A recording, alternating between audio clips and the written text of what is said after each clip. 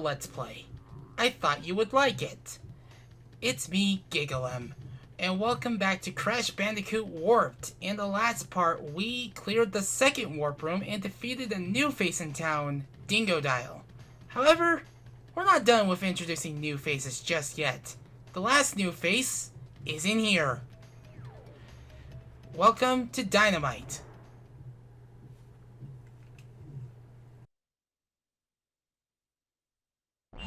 Well, haven't we gotten far for a pair of fuzzy marsupials? I am Dr.Nefarious Tropy, master of time and creator of the very time twister machine you see before you. Uka Uka and Dr. Cortex have sent me to end this little charade, so you won't be leaving my area with the crystals. I swear it.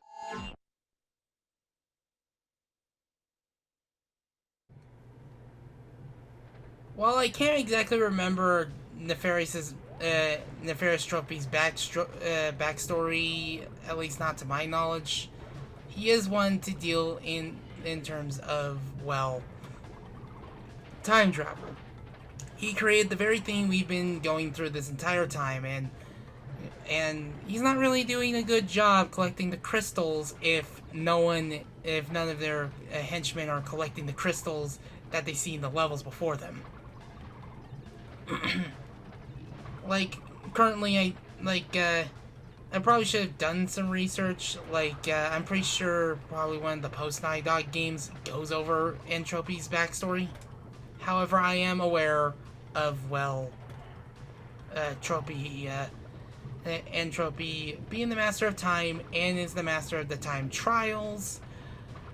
And I would not be surprised if his design was inspired by Jafar from Disney's Aladdin.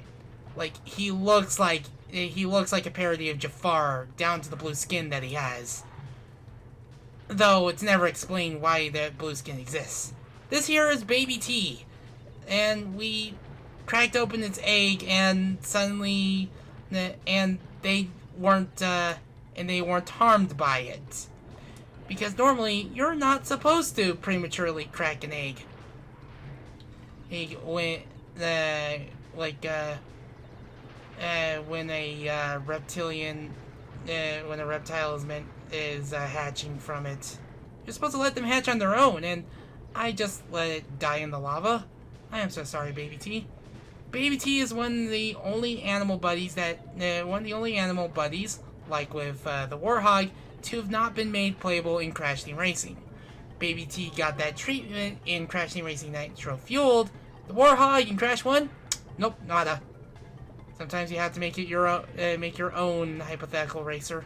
Anyway, we are not going to get the box gem for this because we need a yellow gem, and the yellow gem is in an area where we need 10 relics, and off screen I have 2 so far. I will tell you if I have any more, but I can tell you this right now, they're not exactly going to be easy to get. I spent like 30 plus minutes on 2 of them, and that's because I know how easy they are.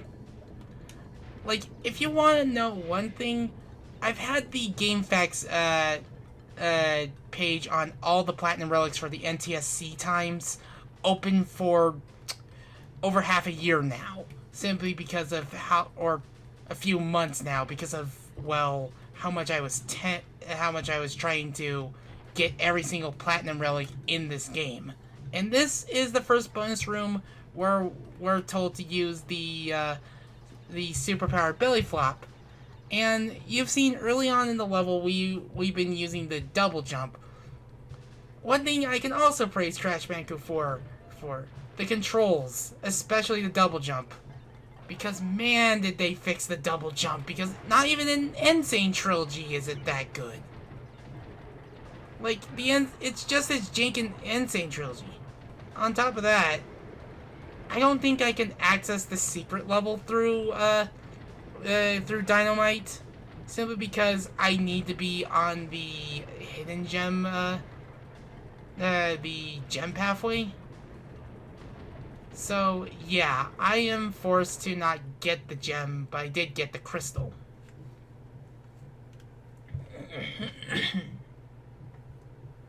So, of course, that's another crystal in the books. So now, we're gonna go back underwater, and this time, we're in deep trouble.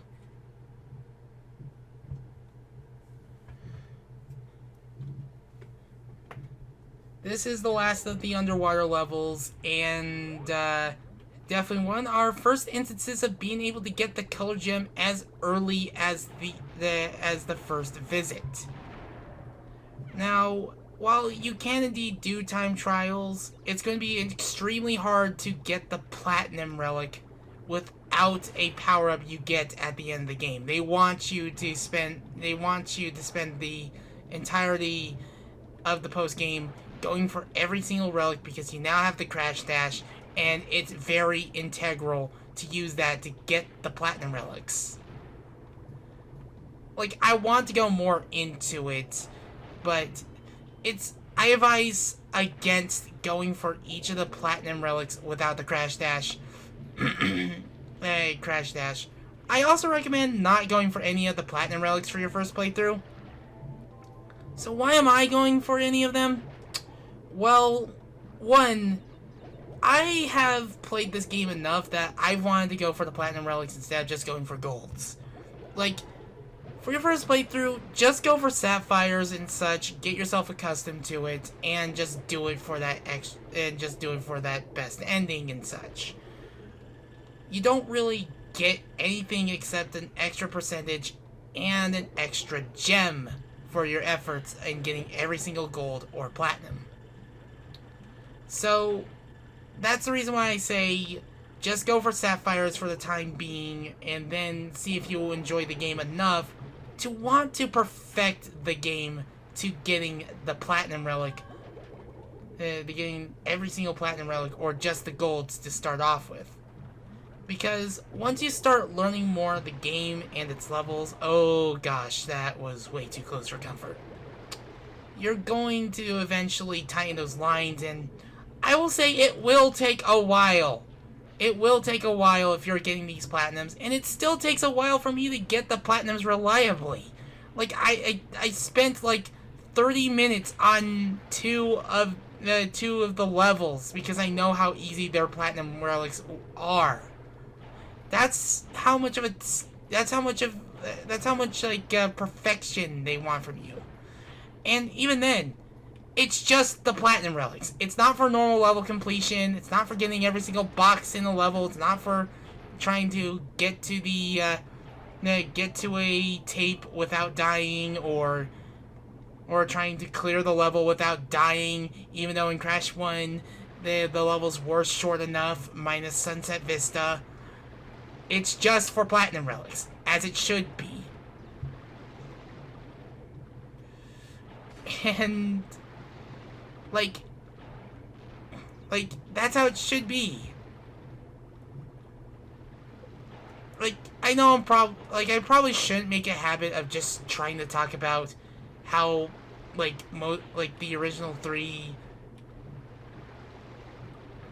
still got it right. At least didn't overwhelm players with its completion requirements. And for the really hard stuff, they kept it optional.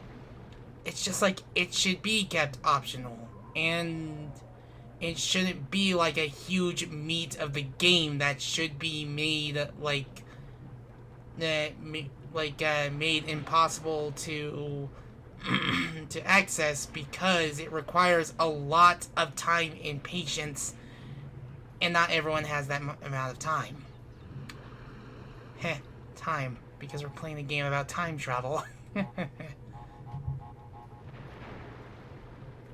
But I'm just rambling. I should probably get back to the topic of the game at hand. I'm kind of wasting my breath on, say, rambling about what Crash 4 did wrong. Like, a game I want to but can't because it just messed up the completion requirements and just took the fun out of playing Crash like Crash. Yeah, I'm bitter. I'm bitter. I'm very bitter, and I hate to admit that because, like, I didn't have to be. I really didn't have to be, but they made the game like that, and I don't like that they made the game like that. Anyways, clear gem, and our color gem. This level is pretty dang dangerous when it goes through crossing platforms, but time and patience and some very suggestive imagery. I don't know why one of your gems is red. Maybe you should stop that. But should get you through. The only reason why I am so bitter about it is that not everyone's gonna have the time in the world compared to back then. And even then, again, it was optional. You didn't have to go, you have to be the absolute perfectest thing in the world just to get 100%. Okay. I better stop rambling about Crash 4 now, because that's what I did for Crash 2. That's why I told myself not to ramble about it in Crash 2. I will tell myself to focus on the Crash 3 of Crash 3, okay? Okay. Are we good? Are we good? Let's go to level 13 high time. Oh boy. I tell myself I'm not going to complain about Crash 4. Excuse me. So, you pesky little rats aren't going to back off, eh? Just you continue to gather crystals and see what I do. Anywho, I go from rambling about my issues with Crash 4 to going to a level that I'm going to have to ramble about my issues with time trials. Now it's time. I should probably start talking more positive about this game, because it is what introduced me to Crash Bandicoot. Well, actually Crash Team Racing, but this was the first Crash Bandicoot platformer I saw, and it left quite an impact on me. And I'm already trying to do some of the speedrun strats or time trial strats that I have here. High time. This is one of the this is one of two Arabian levels at night. There's only one Arabian level during the day. And I will say, this is one of those cases of, dang, this game still looks good for being a 5th gen game, and I should have moved to slide. I just didn't have a lot of ground. Anyway, this game still looks pretty dang good. Like, you barely even notice the texture warping about it. Like, I'm viewing this through S-Video, and it looks as good as it does. I've been so focused with the relics that I tend to forget how much, how impressive these games still look for the console. Like, Crash 1 still looks pretty dang good. Crash 2 still looks pretty dang good. Like, for being on 30-year-old hardware, yes, the PlayStation 1 is turning 30 this year, this game still looks really good. Like, when you know how to make how to manage the hardware of each of the games, you can make something that can stand the test of time. Like, there's a reason why I tend to prefer the PlayStation over the N64. I think there are a lot better looking games on the system. Especially, like, when you know how to manage the hardware, you can make something look absolutely incredible. Like, I will agree that the older consoles do look better on CRTs, especially in the N64. But there are some games on the N64 that still look timeless because of the art style. Like, Paper Mario, for example. Like, that is, like, one of the few N64 games that I feel like I can easily go back to. 1, 2, 3, 4, 5, and Mario Party 3. Like, Mario Party 2 is pretty dang good, but Mario Party 3 has that aesthetic that really makes it stand out. One more thing I forgot to talk about with Crash Bandicoot 3, and that's an improvement that comes in the form of the Wumpa Fruit crates. This is the first game to implement this change. If you hit a Wumpa Fruit crate, you get 2 crates per bounce. They basically reduce the time needed to basically hit to basically get all the Wumpa fruit from that crate. Now, for another new addition in this game. Actually, it's not so new, but we're finally at the skull routes.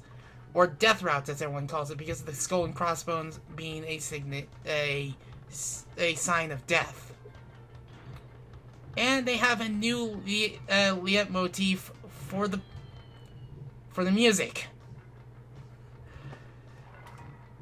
It's okay, Giga. Everyone gets nervous during a Let's Play. But, yeah.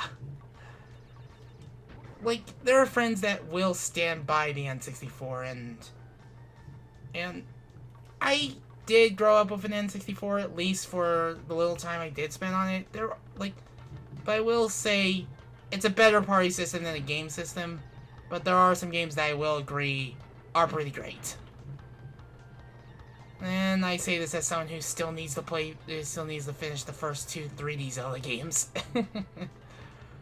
I have played through a good chunk of Ocarina of Time 3D when my late brother gave me his copy. At the time, I didn't know what was actually happening. But I better not dwell on it because I don't want to make myself sad. I gotta stop diverging the topics. I have a bad habit of doing that. Like, I just end up diverging topics. I just go off and segue and such. The pain of being Asperger's. Ugh. And purple gem. Now, you could do it the Crash 2 way and have to do the level again. Or you're gonna have to sacrifice a mask to do this. Oh yeah, you can't belly flop if you double jump. Yeah, usually I slide into those urn-carrying monkeys. Like, they're, like, I'm not kidding, the enemies are, like, I was trying to say, like, I'm not kidding, in Insane Trilogy, like, you can see this better with Insane Trilogy, those are monkeys carrying urns, and that's not going to be the last time we're going to see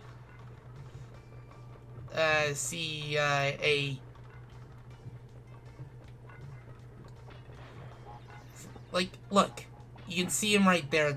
You can see him in good detail right there. So, like, I'm not trying to be derogatory or anything that or anything. Though I am just a bit paranoid and just I have a bad habit of trying to make sure I get all my bases covered so I don't end up offending anyone. And I thought the game was gonna freeze again.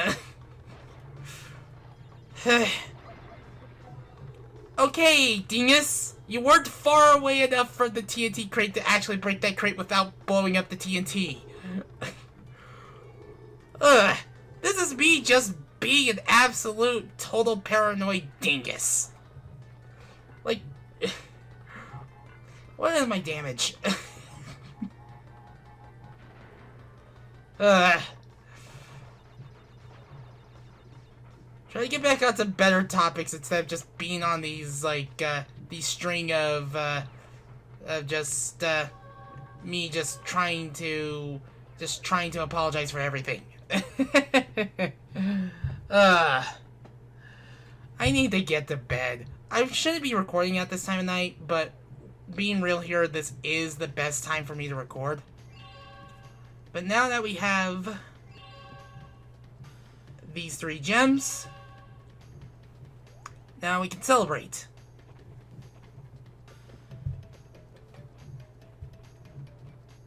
Now I can't remember where you're supposed... Oh, no way, I know where you're supposed to enter. Oh, road crash. Joy.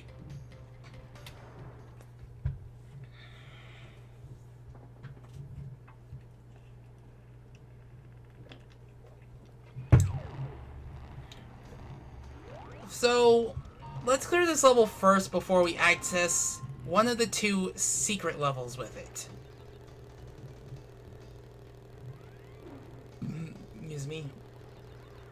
It's gonna be a while to get back into the rhythm of trying to get the platinum relics on these stages because this is my least favorite controlling gimmick, and the other problem with it is that if you so much as miss a box, you have to clear the level. Like, you have to fail if in case you did not get the victory and such. And on top of that, there are no checkpoints. I hope I hit all 3. In fact, you may notice that I have a bit of a increase of lives since the last time I was on camera. That is simply because of the Wumpa Fruit I've gathered during the time trials and such. And basically, I'm just trying to get the box gem. Usually, when it comes to the stages like this, you probably are best going for the box gem first, and then going for first place. But if you're able to consistently, like, get the, and I completely missed. Like, if you're able to consistently, like somehow nail getting first place and getting all the boxes, then you've earned respect in my book. But I've already messed up, so I will see you when I try the level again. Yeah, I boxes. However, if you miss the crystal this way, it's though, I don't know what would happen if you were able to, like, fail this level and not collect a single crystal as of this point. Like, it's impossible to actually play this level without getting a single crystal. But Aku Aku doesn't scold you for it, though I do want to know what would happen if you use debug to enter this level without collecting a single crystal and then failed to get the crystal. One thing I definitely notice when it comes to this particular level is that some of the is asset reuse. There's a lot of asset reuse when it comes to Crash Team Racing, and I wouldn't be surprised if they've reused some of the stuff from this level as a starting point. You see that flag right next to the number 7? I would not be surprised if they reused code to make the early background for Crash Team Racing, as some of the prototypes that was found with Crash Team Racing had the background had, like, the checkered flag in a more centered position than a slanted position. And then you have the lights. Like, in some of the prototypes in Crash Team Racing, there's, like, a black box bordering the starting lights, instead of the normal like lights you usually see. Ugh. If you get knocked off too far of the track, you will have to respawn. If you fall in one of the little the gaping potholes, you will be just teleported back into it. I was clearly clipping through that car. Oh! I'm not trying to do this on purpose. What are these shenanigans?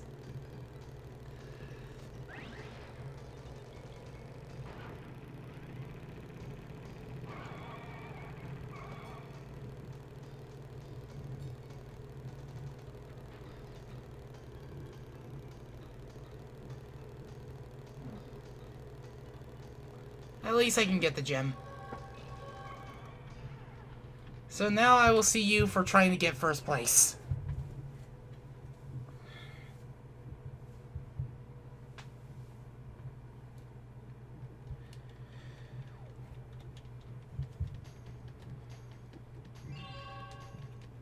Okay, Crash, now's not the time for dancing. The reason why I was holding triangle is to stop your dance early.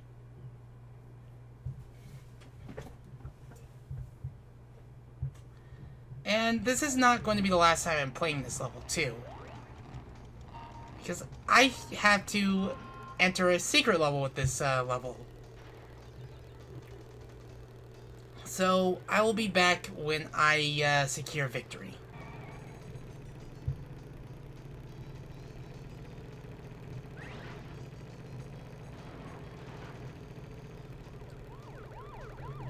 And now I'm in first place. I have to basically keep going because any kill's momentum will result in me, well, costing the victory.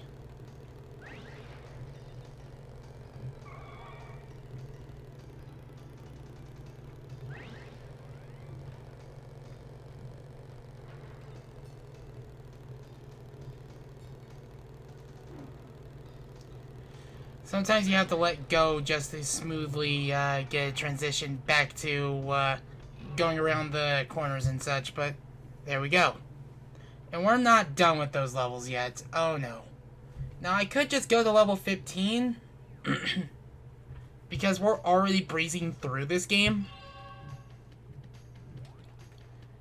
Like, I could just enter this level right now. But there's one more thing in this level. And the platinum time is like somewhere around 117. I'm not going to go over that platinum time just yet.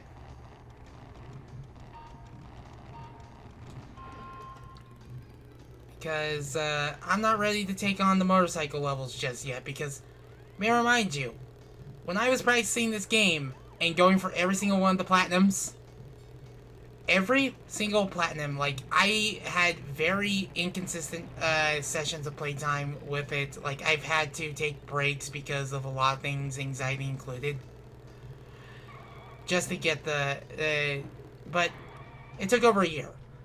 That alien signpost, if you notice, like, because of its unique shaping, it takes you to a different level. But you're probably thinking, what's so alien about this level? This is hot cocoa. This is the only level of its kind. There are 70 boxes, and I hope you can find them all. I will tell you something else. This is going to be one of the few platinum relics that I'm going to... This is going to be one of 2 platinum relics I'm going to be getting with a glitch in the... Simply because of a glitch in the United States version of the game. This glitch was fixed with other subsequent releases depending on the region. And meaning that you have to actually earn it, or if you know how to do, or if you know how to take advantage of the physics and waves of this particular level. And I have some very, very choice words about the waves in these jet ski levels for the time trials. You can even do the thing known as the nitro jump, where you are able to use the waves to jump over a set of nitros and get the relic within 4 seconds. So yeah, this is a very big open level, and it's not a very popular one. I've heard people really have disdain for this level because of the draw distance. Now, I love the color palette here, I really do, but I don't like this level. There are 4 ski levels, 4 jet ski levels in this game, and this is the secret one. There's a second, there's another secret one, but you need relics. And I want to say that we could go back to another level now that we have the red gem and get that level's hidden, like a hidden relic and such. Because we do have the red gem and the purple gem. And we can indeed go back for the relic. Admittedly, I'm having trouble knowing where to go because, again, this is a non-linear level. You can go any which way you want because it's a because all you have to do is find every single box.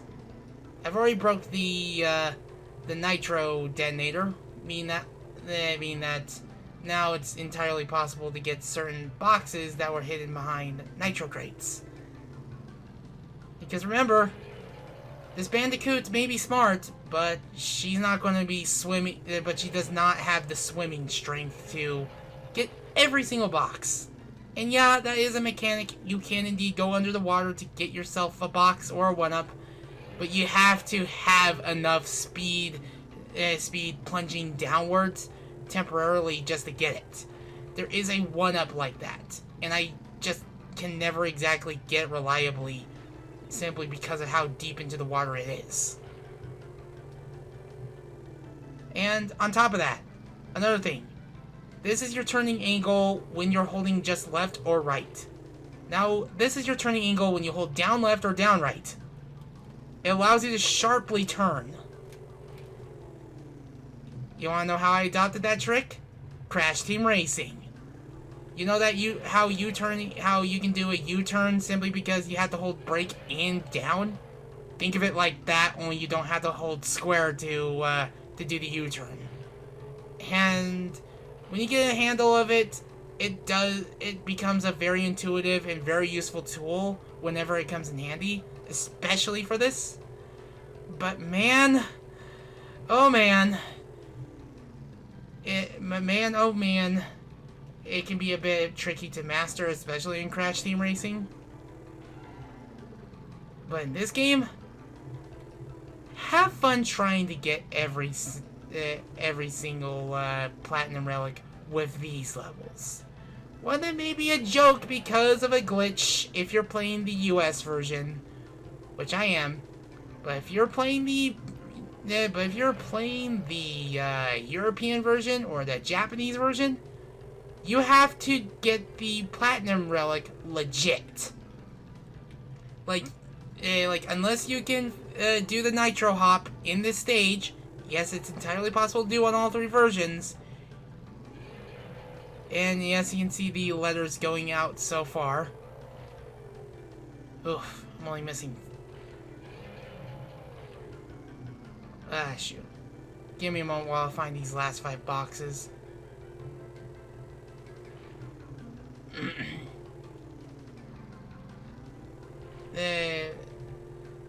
You're going to have one heck of a hard time because you need to find the best route in a non-linear level to the nitro detonator and to get back to the the beginning of the level while hitting as many time crates as you possibly can. This is one of the few times where I can actually show a platinum relic on screen with live commentary. And again, I'm gonna have to replay a level just to do that. We're missing 3.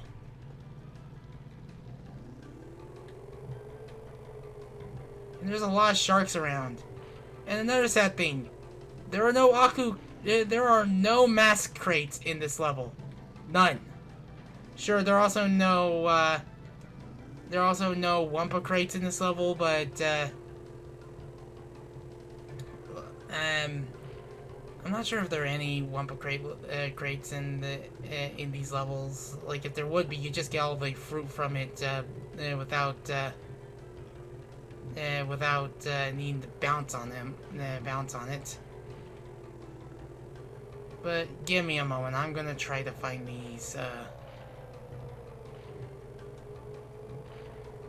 these remaining 2 boxes, because that's the problem with this level. Because it's a non-linear level, it's very easy to get lost.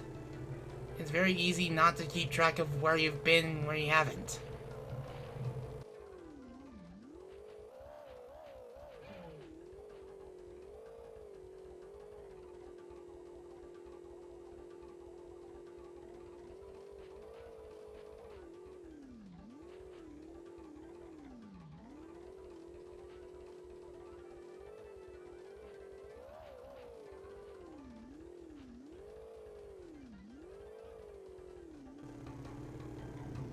There you are. And your wretched scoundrel of a brother. Now I'm gonna bust you up good. Now we can clear the level.